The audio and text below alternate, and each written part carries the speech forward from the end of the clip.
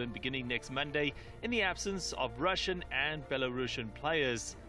The likes of world number 1 Daniil Medvedev, as well as top 10 players Andrei Rublev and Arina Zabalenka, will not be allowed to play after the All England Lawn Tennis Club banned Russian and Belarusian players from competing due to the invasion of the Ukraine, which Moscow calls a special military operation. Belarus has been a key staging area for the invasion. The grass court Grand Slam has been stripped of its ranking points by the ATP and WTA tours following the April decision. Of those who will feature, Rafa Nadal, fresh from winning the other 2 Grand Slams of the year, the French Open and Australian Open, will be looking for a 3rd Wimbledon title. While Novak Djokovic will be in the hunt for his 7th title at SW19. Last year's runner-up and recent Queen's winner Matteo Berrettini of Italy will also be looking to challenge for the title. In the women's draw, world number 1 Iga Świątek, the French Open champion, heads to Wimbledon without a warm-up tournament after skipping the Berlin Open WTA 500 tournament because of a shoulder issue.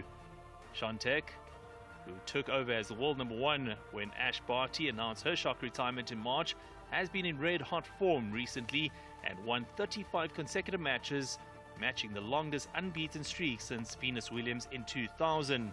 Meanwhile, Serena Williams will resume her quest for an elusive 24th Grand Slam singles title. The former world number 1, who has won 7 titles at SW19, has not played competitive tennis since limping out of a first-round match at last year's Wimbledon tournament with a leg injury. Other hopefuls include the Tunisian Ons Jabeur, who just won the Berlin Open, Coco Gauff, world number 2 Annette Kontaveit, and 2021 winner Barbara Krejcikova.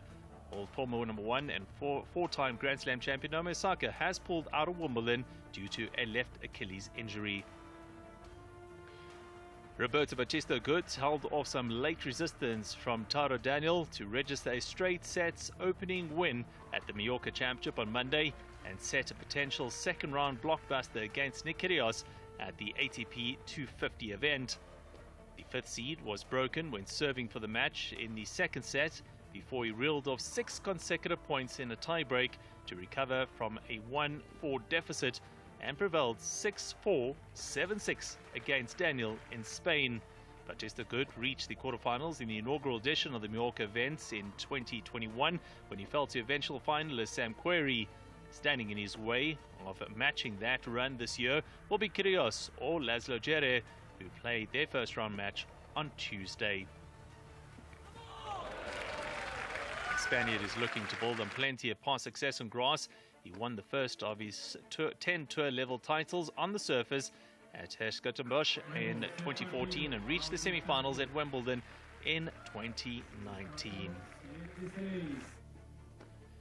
Meanwhile, Ilya Vashka surged to a comprehensive 6-4, 6-1 victory against Emil Rusibori to book a second-round meeting with the second seed Stefanos Tsitsipas. Vashka's first-round victory at the ATP 250 event in Spain came on a day when the 28-year-old rose to a career-high number 40 in the ATP rankings.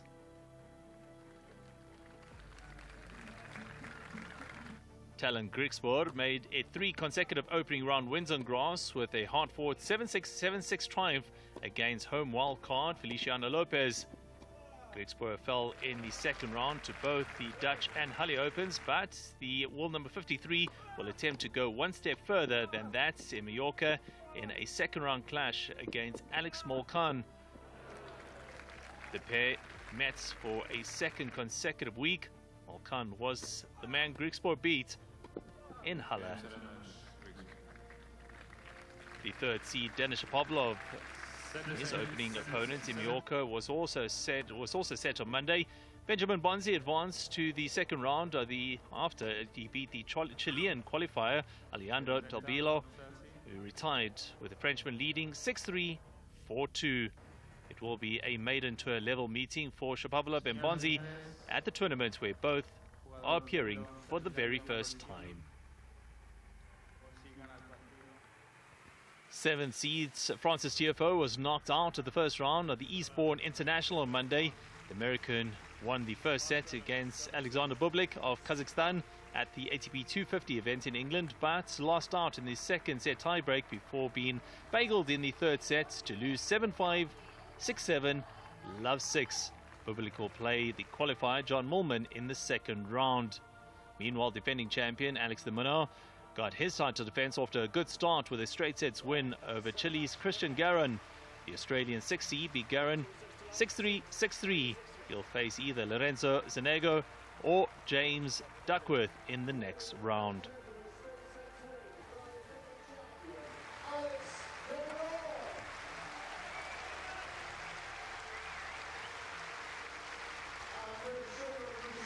British wildcard Jack Draper eased past Jensen Brooksby of the United States with a 6-2, 6-2 win for the right to face fourth seed Diego Schwartzman of Argentina.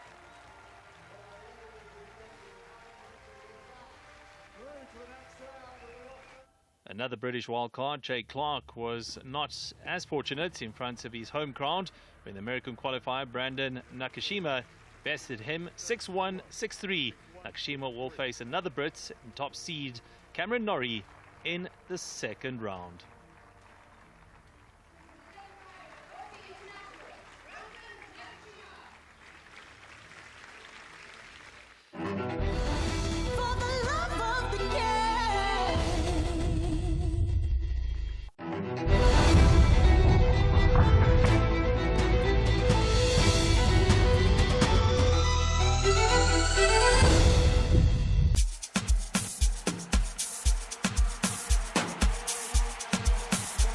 Main event of the afternoon. SABC Sport commemorates Youth Month by standing up for what they believed. The youth of 76 made it possible for us to find ourselves united on the playing field. It's their first time playing at this level. It's their first time playing as a group. They've shown they can cause problems. It's all right. Bruno, the show goes on. SABC Sport wants to build today's youth. They do have the support of the country. Through sports, you can hashtag shape your future. Be who you want to be what you want to be iconic. Lovely scenes here, and what a fantastic result it is. Celebrate Youth Month with us. Don't miss a moment of all the live action on SABC Sport for the love of the game. The details surrounding the murder of Orlando Pirates goalkeeper Senzo Meyiwa remain elusive. Meyiwa was gunned down 7 years ago at his girlfriend's family home in Vosloorus, southeast of Johannesburg. In 2014, 2 days after Meyiwa's death, police released identikits of two men believed to be behind Meyiwa's death. However, one of the suspects was wrongfully arrested. This court orders the immediate release of the accused Zamagutle Innocent Butter from detention. In October 2021, Police Minister Bheki Cele announced that they nabbed 5 suspects for the murder of Meyiwa. The first 5 suspects have been arrested between 8 a.m.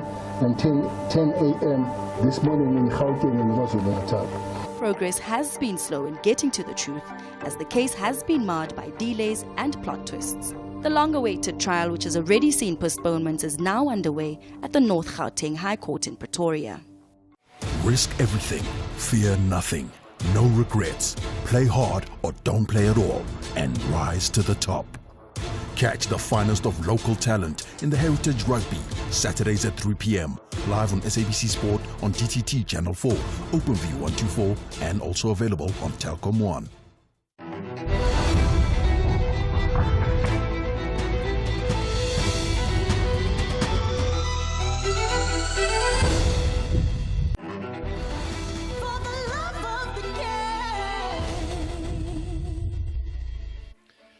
Tens of thousands of jubilant blue and gold-clad Golden State Warriors fans lined Market Street in San Francisco on Monday to celebrate the team's 4th NBA championship triumph in 8 years. The players who beat the Boston Celtics 4-2 for the title basked in the adoration of the crowd, with several of them leaving their buses to embrace delirious Dubs fans under sunny skies clouded only by the blast of confetti. After finishing with the worst record in the league in 2020 and missing the playoffs last season, few experts thought the Warriors and their aging core would reach the pinnacle again. But led by the sharp-shooting guards Steph Curry and Klay Thompson, emotional leader Draymond Green, and a stellar supporting cast, the team got healthy in time for the playoffs and rolled from there to claim the franchise's 7th title overall. Meanwhile, contract negotiations between Kyrie Irving and the Brooklyn Nets have reached an impasse, with the 30-year-old star rumored to be considering his options after 3 years with the Nets. Having joined the Nets in 2019 from the Boston Celtics, but has a player option that may result in him leaving as a free agent at the end of July. The Brooklyn star would have no shortage of interest from other NBA teams like the Lakers, Clippers or Knicks, should Irving decide to end his 3-year spell with the Nets.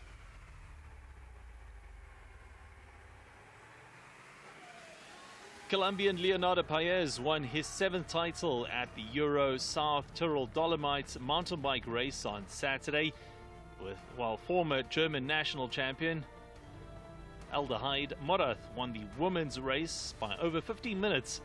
The race, billed as the world's toughest mountain bike race, is an 86-kilometer ride up to 4,500 meters for the men and 60 kilometers ride to 3,000 meters for the women, passing Dolomites in South Tyrol, Italy. The 39-year-old Paez, who last won the race in 2019, was joined on the podium by fellow Colombian Diego Arias. Italian Gerard Crashbaumer came in 3rd. In the women's race, Morath, who's 37 years old, pushed on the climbs to come in 15 minutes and 23 seconds ahead of 2021 Italian champion Deborah Piana for the victory. The 4-time Italian champion and Euro South Tyrol Dolomites winner in 2017, Elena Godoni, was 3rd at just 36 seconds behind Piana. This race was the first of 3 stages. The next 2 races will take place in the desert of Dubai and the jungles of Thailand in November this year.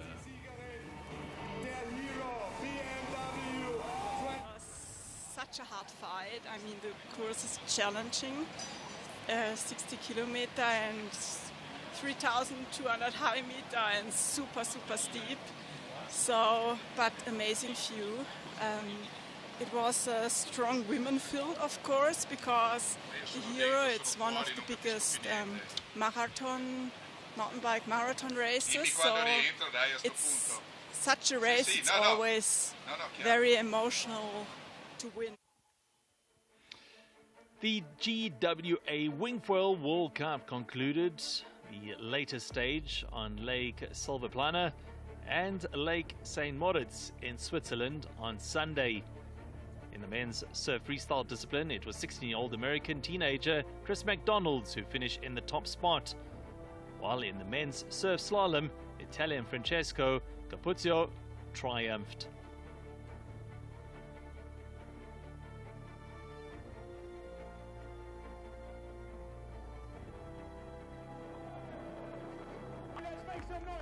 In the women's category, Paula Novotná of the Czech Republic proved too good for Spain's Nina Suarez in the surf freestyle.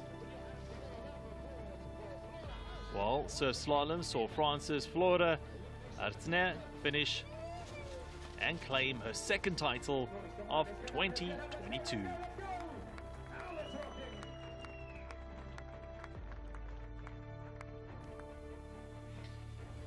And lastly, Germany's Manuel Littenblichler won the 26th edition of the Erzbergrodeo off-road motorcycle race in Erzbergrodeo in Austria on Sunday. The winner continued a Littenblichler family tradition since his father Andreas claimed the same trophy 7 years ago. The field of 500 enduro riders came from across the world to compete on and around Erzberg Mountain, which is a functioning mine in southern Austria.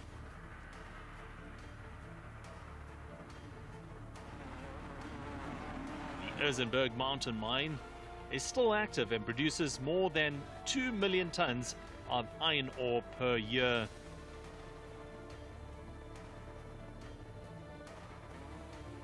Litton Bischler was one of only 8 competitors to complete the 35.2-kilometer course, split up into 27 sections inside the 4-hour time limit. Spain's Mario Roman finished second, 3 minutes and 26 seconds behind, with Canadian Tristan Hart completing the podium.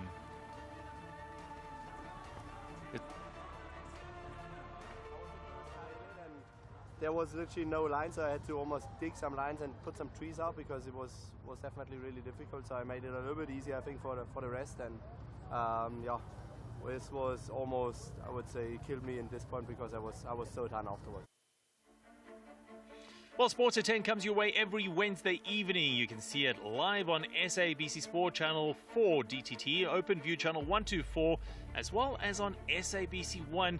And if you got it, you can watch it on Telkom 1. For the love of the game.